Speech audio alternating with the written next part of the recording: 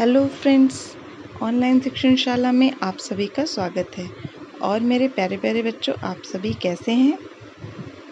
चलिए, तो अब हम आपसे आज बात करते हैं एक नई कहानी के बारे में, जो है नन्ही राजकुमारी और चंद्रमा।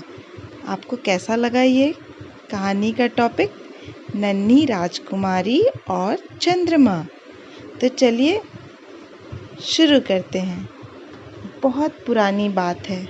समुद्र किनारे एक नन्ही सी राजकुमारी रहती थी। एक दिन उसने इतनी चटनी खा ली कि बीमार हो गई। डॉक्टर ने भी उसे देखा तो चिंता में पड़ गया। राजा ने राजकुमारी से पूछा, बताओ तुम्हें क्या चाहिए? राजकुमारी बोली, अगर मुझको चंद्रमा मिल जाए तो मैं अच्छी हो जाऊंगी। राजा के पास एक से बढ़कर एक जानकार विद्वानों की भीड़ लगी रहती थी।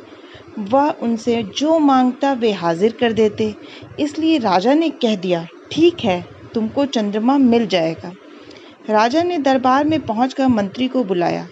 मंत्री तुरंत हाजिर हो गया।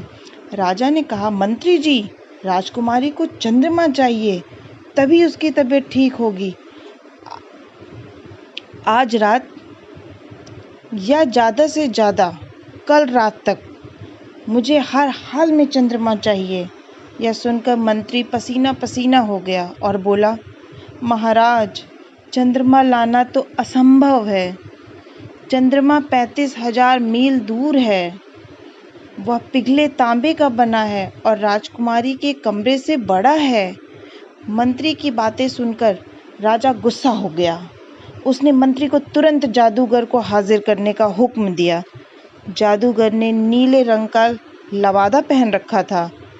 कलगीदार टोपी में चांदी के सितारे चमक रहे थे और लबादे पर सोने के उल्लू बने थे। मगर जब राजा ने राजकुमारी की इच्छा बताई तो उसका चेहरा पीला पड़ गया। जादूगर बोला, राजा साहब, चंद्रमा तो कोई नहीं ला सकता। चंद्रमा तो 1,50,000 मील दूर है, हरे पनीर का बना है और महल से 2 गुना बड़ा है। राजा आग बबूला हो गया। उसने कहा, मैं तुम्हारी बकवास नहीं सुननी, मुझे तुम्हारी बकवास नहीं सुननी। अगर चंद्रमा नहीं ला सकते तो फौरन यहाँ से रफा दफा हो जाओ। तब राजा ने अपने राज्य के सबसे बड़े गणितज्ञ को बुलाया। गणितज्ञ मतलब जिसको गणित मतलब मैथ्स का ज्ञान होता है। वह गंजा था और उसके दोनों कानों में पेंसिल लगी थी। उसके काले चोगे पर सफ़ेद अंक चमक रहे थे। गणितज्ञ के आते ही राजा ने कहा, देखो, मुझे अपनी बेटी के लिए चंद्रमा चाहिए और तुम्हें इसका जुगाड़ करना है। गणितज्ञ बोला, महाराज, चंद्रमा तो 3,00,000 मील दूर है। वह सिक्के की तरह गोल और चपटा है और आसमान में चिपका है। चंद्रमा को कोई भी पृथ्वी पर नहीं ला सकता। राजा गुस्से से पीला पड़ गया। अब उसने सबसे ऊपर विदूषक को बुलाने के लिए घंटी बजाई। रंग बिरंगी कतरनों से बने कपड़े और टोपी लगाए छलांग मारते वह राजा के पास आ गया और बोला, महाराज, मैं आपकी क्या सेवा कर सकता हूँ? राजा बोला, राजकुमारी को चंद्रमा चाहिए और जब तक राजकुमारी को चंद्रमा नहीं मिल जाता वह ठीक नहीं हो सकती। विदूषक ने पूछा, विद्वानों के मुताबिक चांद कैसा है, कितना बड़ा है और कितनी दूर है? राजा बोला, मंत्री कहता है चंद्रमा 35,000 मील दूर है, राजकुमारी के कमरे से बड़ा है। जादूगर कहता है चंद्रमा 1,50,000 मील दूर है, महल से 2 गुना बड़ा है। और गणितज्ञ सोचता है कि चंद्रमा 3,00,000 मील दूर है और मेरे राज्य का आधा है। विदूषक बोला, जब विद्वान ऐसा कह रहे हैं तो सच ही होगा। अब करना यह है कि राजकुमारी से भी पूछें चंद्रमा कितना बड़ा है और कितनी दूर है। यह कहकर विदूषक उछलता कूदता राजकुमारी के कमरे में जा पहुंचा। विदूषक को देख राजकुमारी मुस्कुरा दी और बोली, क्या तुम मेरे लिए चंद्रमा लाए हो? विदूषक बोला, अभी तो नहीं, पर हाँ, जल्दी ही ले आऊँगा। अच्छा बताओ, चंद्रमा कितना बड़ा है? विदूषक ने पूछा। राजकुमारी बोली, अरे तुमको नहीं पता? राज चंद्रमा मेरे नाखून से जरा सा छोटा होगा, क्योंकि जब मैं अंगूठा चंद्रमा के सामने करती हूँ तो वह ढक जाता है।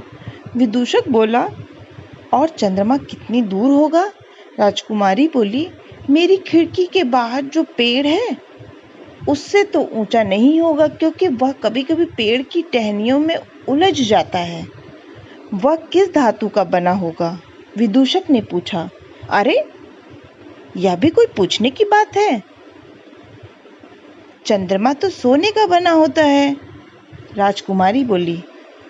विदूषक बोला, अच्छी बात है। आज जब चंद्रमा टहनियों में उलझेगा तो मैं उसको उतार लाऊंगा। राजकुमारी बोली, जरूर। मुझे जल्द से जल्द सोने जैसा चंद्रमा ला दो। विदूषक महल से सीधा सोनार के पास गया और राजकुमारी के नाखून से जरा छोटा सोने का चंद्रमा बनवा लिया। उसे सोने के तार में पिरोकर राजकुमारी के पास ले आया। राजकुमारी खुश हो गई और सुबह बाग में चहकते हुए खेलने लगी। वह स्वस्थ हो गई थी। राजा अब भी चिंतित था। उसे पता था कि रात को जब चंद्रमा निकलेगा तो बिटिया फिर बीमार होगी। उसने मंत्री को बुलाया और कहा, कुछ ऐसा उपाय करो कि राजकुमारी आज की रात चंद्रमा न देख पाए। बहुत विचार कर मंत्री बोला, राजकुमारी को काला चश्मा पहना देना चाहिए तो चंद्रमा दिखेगा ही नहीं। राजा चिड़चिड़ा गया और बोला, अगर राजकुमारी काला चश्मा पहनेगी तो चीजों से टकराएगी, इससे उसे नई बीमारी हो सकती है। अब जादूगर को बुलाया गया। उसने सुझाया कि महल के चारों ओर काले मखमल के ऊंचे ऊंचे पर्दे तान दें तो चंद्रमा हर हाल में छिप जाएगा। राजा को सुनते ही गुस्सा आ गया। अरे इससे तो बेटी का दम घुट जाएगा। तब गणितज्ञ बुलाया गया। उसने भी जोड़ घटाकर बताया कि बगीचे में जमकर रंग बिरंगी आतिशबाजी की जाए तो इस चकाचौंध में चंद्रमा दिखाई ही नहीं देगा।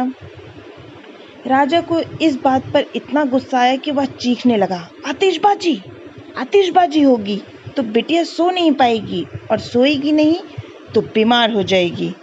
चले जाओ यहाँ से सभी लोग। इन सब के जाने के बाद विदूषक आया। राजा ने कहा, वह देखो, राजकुमारी की खिड़की पर चंद्रमा चमक रहा है। अब वह देखेगी कि उसके गले में पड़ा चंद्रमा आसमान में चमक रहा है तो उस पर क्या बीतेगी। विदूषक चुपके से संगमरमर की सीढ़ियां चढ़कर राजकुमारी के कमरे में पहुंच गया। राजकुमारी बिस्तर पर लेटी चंद्रमा को देख रही थी। उसके हाथ में चंद्रमा का लॉकेट था।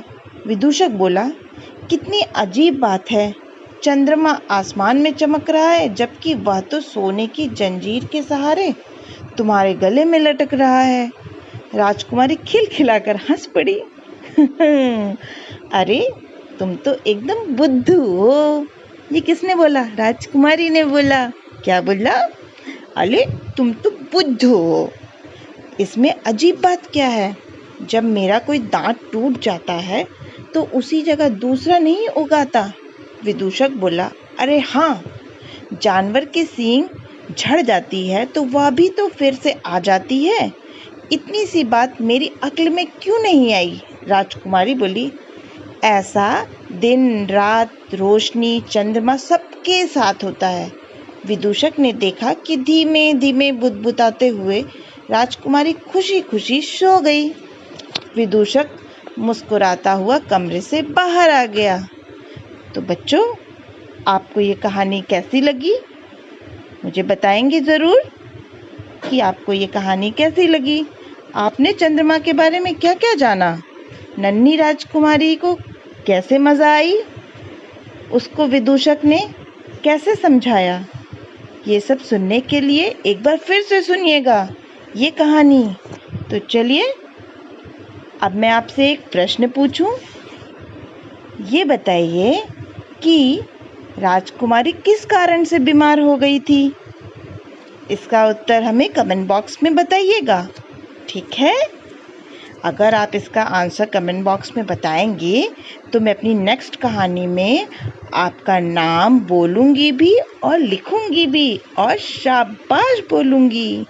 ठीक है, चलिए तो अब मैं इस कहानी को बंद करती हूँ और फिर आती हूँ एक नई कहानी के साथ। तो बाय बाय। और हाँ बच्चों, अगर आपको ये कहानी अच्छी लगी है तो प्लीज़ अपनी दीदी के लिए एक लाइक करिए और अगर आप इस चैनल पे नए हैं तो सब्सक्राइब करें और अपने फ्रेंड्स के साथ ज़रूर शेयर करें, जिससे कि उन्हें भी अच्छी अच्छी कहानियाँ मिलती रहें। अच्छा, चलिए बाय बाय बाय।